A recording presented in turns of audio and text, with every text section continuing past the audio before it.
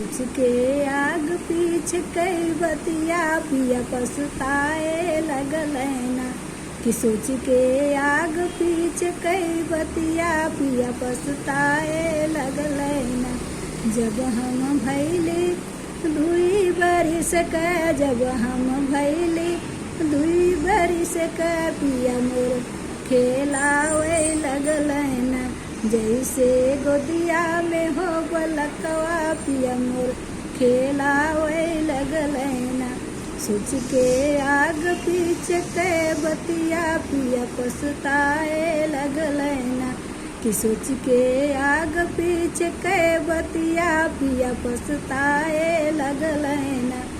जब हम भैली 5 बरस का, जब हम भैली 5 बरस का, पिया पढ़ावे लगल ना।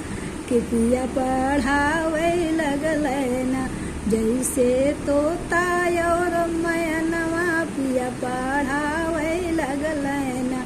जैसे तोता और मैनवा पिया पढ़ावे लगल ना।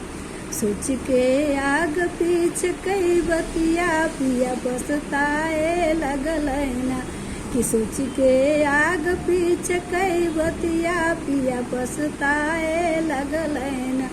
जब हम भैली 12 बरस का, जब हम भैली 12 बरस का, पिया पिया भेजावे लगल ना। हमरे गवने कहो दवा पिया भेजै लगल ना। हमरे गवने कहो दवा पियवा भेजै लगल ना।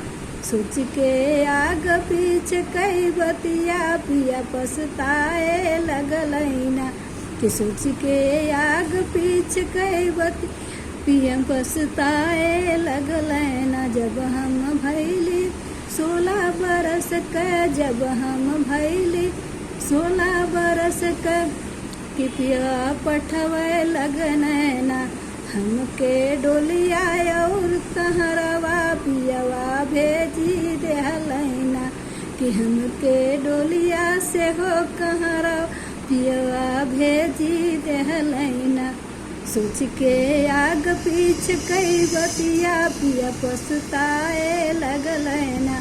कि सोच के आग पीछ कई बतिया पिया पछताए लगल ना।